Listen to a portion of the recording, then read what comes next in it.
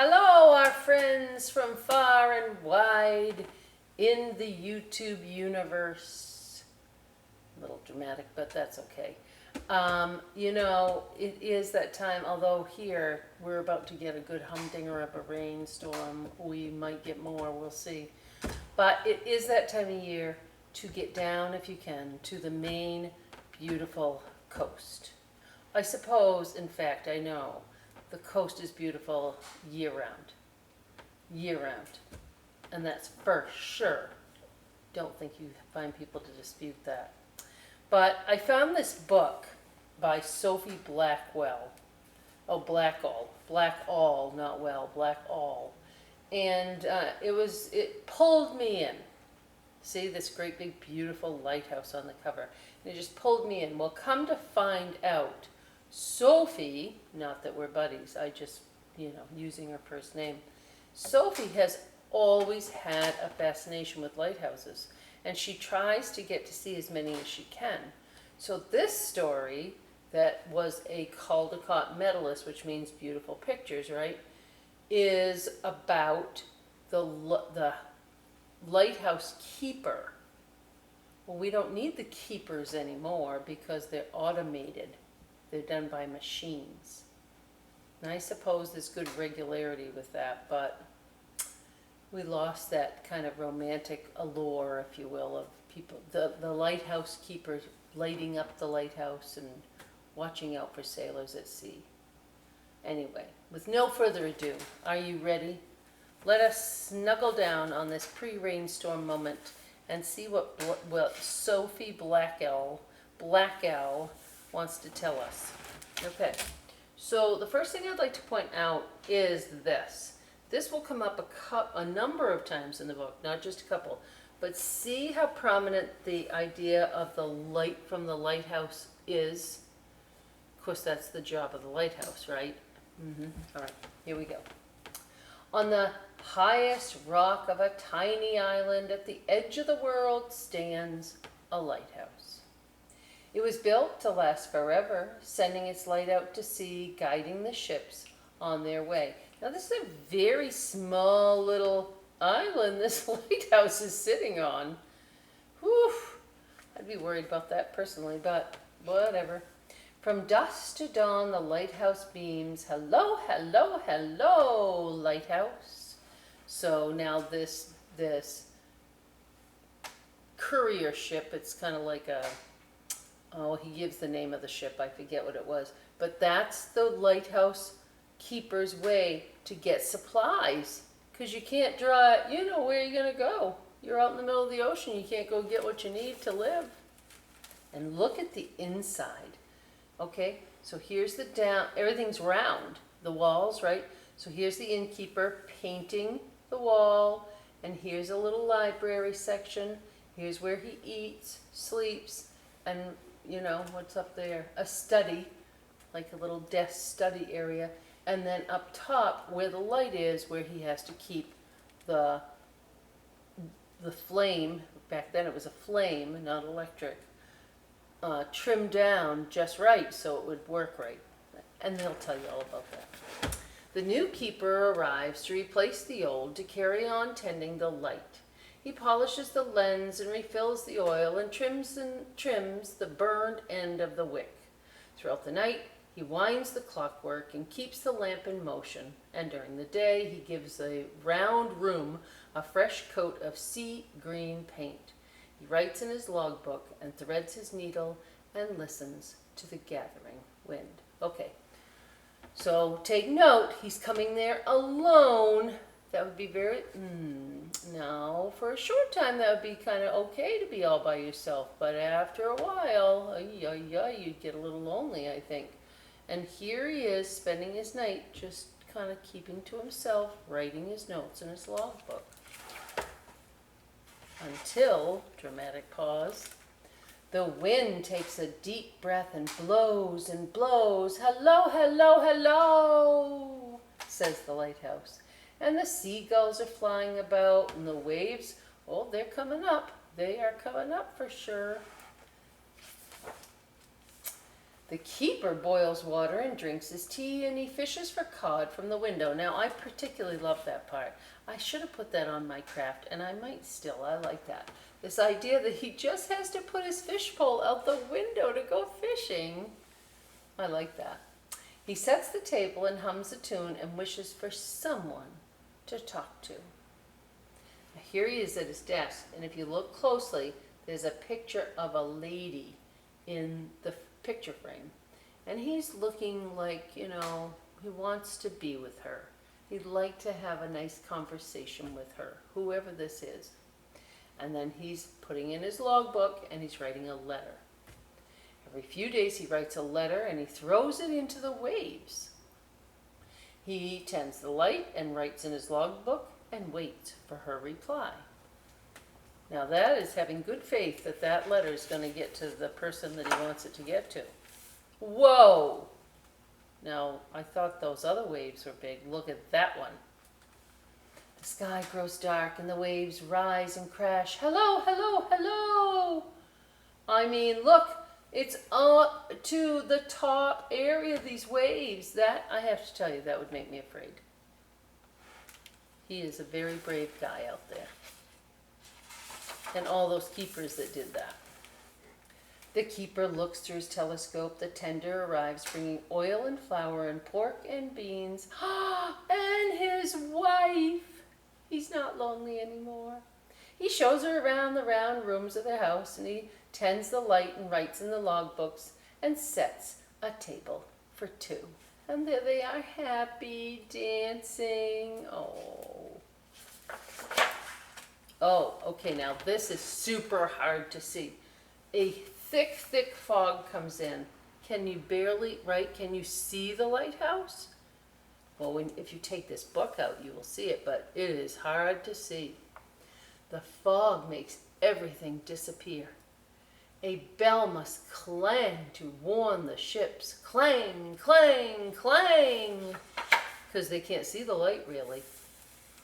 Now look at this. These sailors crash into those little rocks that the island is made up of. One thick night, disaster strikes. A boat is wrecked on the rocks.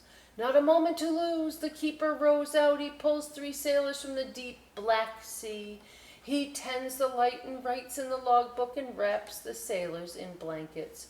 And here, Mrs. Lighthouse Keeper's giving them hot tea, and that must have been just frightening. And then things calm down. Now this is very interesting. This doesn't happen here, even though we do have a cold season, of course. We have our winter. But it says the sea turns to a carpet of ice. Hello, hello, hello. Now our ocean here in Maine does not do that. So you know that wherever this lighthouse is not here. This is not a Maine lighthouse. And we have a little more clue about where this might be later on.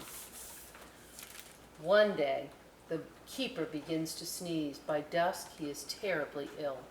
His wife is everywhere all at once, running up. Now see what it does. Running up and running down, spiral stairs, up, down, like this, like she's doing, the letters are doing. She tends the light and she feeds him broth and chips ice off the lantern room window. She sits by his side and writes in the logbook. The minute his fever breaks, so she finally is like, thank goodness it's over. And she writes in the logbook. And then look at that. Another clue that this is not Maine, because we do not have icebergs here. The icebergs pass on their journey south. The whales pass on their journey north. Hello, hello, hello. I had a chat with my husband about where this might be, and we made guesses, but who knows. Now, I'm going to point out what's happening in the story so you can see, because it's in the round, right? So here's the keeper, and he's boiling water. And if you notice, Mrs. Lightkeeper has a very round belly. She's going to have a baby. Inside the lighthouse, the woman walks around and around the room. Her husband boils water and helps her breathe in and out. He tends the light and writes in the logbook. Get ready. and notes the birth of their child. That is very brave, right? Doing that out there all by themselves as far as tending to the baby. The sky erupts in the swirl of green. Hello, hello, hello to the new baby. The tender, oh, that's what it was called, the tender, the boat's name. The tender arrives bringing oil and flour and pork and beans and mail. Times are going to change. Here we go. Along with the fresh books and news from the land, there is an unexpected letter with the Coast Guard seal on the letter. The keeper winds the clockwork and polishes the lens just as he's always done. He tends the light and writes in the logbook, but he knows it is not for long. Change is coming. Change is on the horizon. Together, they watch the horizon. Oh, look, horizon, horizon.